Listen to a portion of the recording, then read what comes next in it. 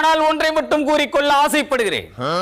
20 × 20 = 234 என்ற ஒரு புது கணக்கை அறிமுகப்படுத்தி இருக்கிறான் இடிதாங்கி. அது என்ன மண்ணாங்கட்டி கணக்கு என்று மாற்று கட்சியினர் இடிதாங்கியின் மேலே வேகப்பந்தை வீசி வீழ்த்த பார்க்கிறார்கள்.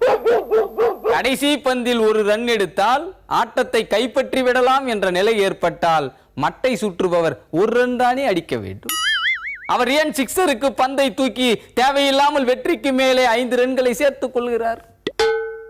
ஆக இங்கே கணக்கு என்பது கோக்குமாக்காதான் இருக்கும் என்பதால் தான் 20 × 20 = 234 என்ற புதிய ஸ்கோர் போர்டை தூக்கி பிடிக்கிறான் இடிதாங்கி. களத்தில் நிற்க வேண்டும் என்று சொன்னால் அதற்கென்று ஒரு போர் குணம் இருக்க வேண்டும். போர் குணம் இருந்தால்தான் போர் அடிக்க முடியும். போர் அடிக்காவிட்டால் விளையாட்டு படுபோர் ஆகிவிடும்.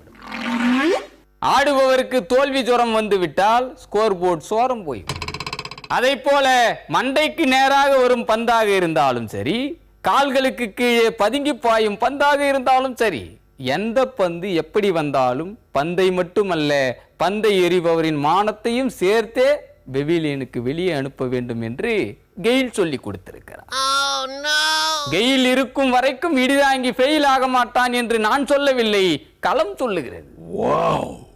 ஆக நடக்க போகும் தேர்தலில் இடிதாங்கி ஒரு கெயிலாக எழுந்து நிற்க போகிறான்.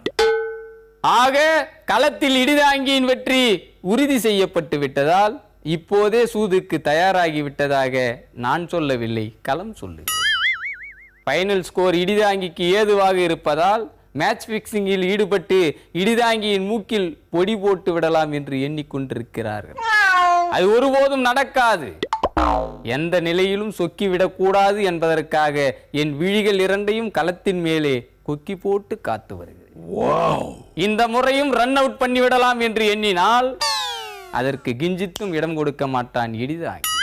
ஓடினால் தானே ரன் அவுட் கொடுப்பீர்கள், கிரீஸுக்குள்ளேயே ஃப்ரீஸ் ஆகிவிட்டான் என்று சொல்லும் அளவுக்கு ஒரே இடத்திலிருந்து 6ம் 6மாக அடித்து ஒரு 20 ஓவரில் 234 ரன்களை குவிப்பது உறுதி என்று சபதம் மேற்கொண்டு உங்கள் எல்லோரையும் எச்சரித்து விடைபெறுகிறேன். நன்றி, வணக்கம்.